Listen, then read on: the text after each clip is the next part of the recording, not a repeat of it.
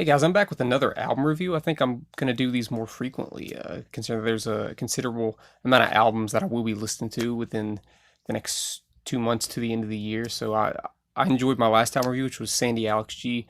I figured today I would get into Nine by Blink 182. The album just came out today, and the only reason why I'm doing this review is because Blink 182 did play such a crucial part in my life when I was like in middle school, let's say sixth, seventh, eighth grade, around the ages of like 12 to 14. Like I really loved this band, especially like Dude Ranch through their Untitled album. Some brief history after that. Thought Neighborhoods was subpar. California I thought was horrendous, and this one I didn't have much high hopes going into it because I didn't like any of the singles. I actually hate all the singles that released before this album. So to my surprise, I started listening to the album, and the first song, which is the first time, is actually one of the better songs on the album. It is more vintage Blink. Let's say it's a mix between like Take Off Your Pants and Untitled era Blink 182. But here's where the negatives come for me is that this song still isn't like amazing. It's just okay. And then you get into some singles like Happy Days, which is just to me a borderline unbearable pop rock song for me. I know a lot of people's not going to feel that way, and I think the main sin on this album is similar to the main sin from California, is that the production is, to me, is pretty unforgivable. It is so processed to the point where nothing sounds authentic. And John Feldman, the producer, he's known for this. Like this is stuff that I could listen to in middle school, and it wouldn't phase me. Like I'd listen to the albums that he would produce by Mest. Like I loved the band Mest. I come listen to Mest now. I think that they're not a very good band, but in middle school I thought they were great. And this album kind of reminds me of Mest. If you ever listen to the band Mest, like look them up. This album kind of sounds like that. I say that because Mest went through this phase where they wanted to be angsty and kind of dark, and it came off as like fake dark. And that's another one of my problems, is that lyrically it's like they're just putting words together that sound dark and gritty, but they're actually just sort of childish and not very mature at all. But I want to get back into some of the positives, because it's not just a complete waste of an album for me. The song Heaven is probably the best song on the album.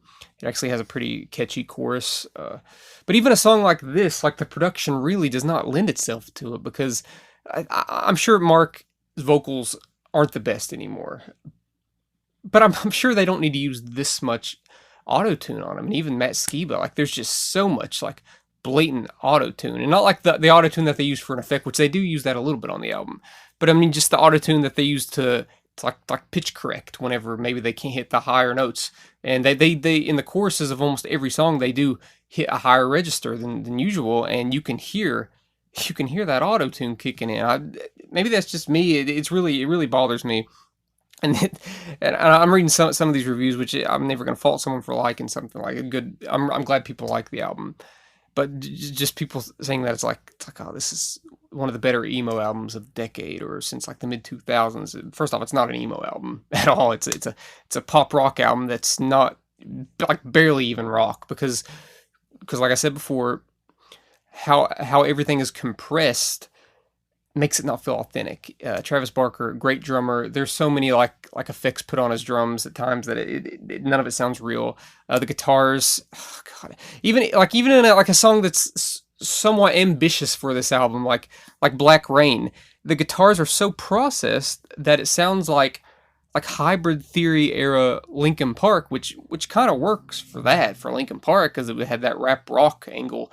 But for this, it does not work, which is a shame, because that is one of the more ambitious styled songs on the album, and it's because of the production that I won't be coming back to the songs that I think are actually like pretty decent songs. And you got another single like I Really Wish I Hated You, which and you got a song that's short, like Generational Divide. And I see people saying that it's like, yeah, this is their aggression, this is coming back to their old punk rock days. And to me, it comes off as pretty phony aggression. It's like pandering aggression, because lyrically it's not great, and yet again musically the music would work pretty well if it just wasn't so overproduced. I know I'm in the minority on this one. I'm seeing some pretty glowing reviews, but I do not like this album. I will not probably be revisiting it, but it is better than California, which is an album that I didn't like any song off of, and this has a few songs out of the track list that I thought were okay, not just complete trash. But overall, it's not an album that I love. This style of music is a kind of music that I've sort of, no, I don't want to say grown out of, but it's not the kind of music that I don't listen to that much anymore. And this certainly isn't bringing me back to it. That's just me.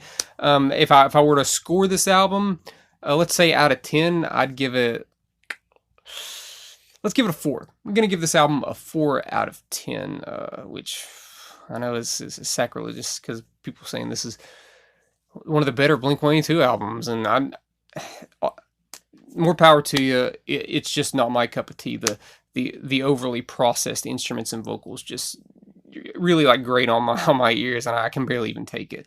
But that's just how I felt about the album. What did you think about 9 by Blink-182? Don't let my opinion harsh your mellow. What did you think about it? Let me know in the comment section below. Hit that subscribe button, and thank you for watching.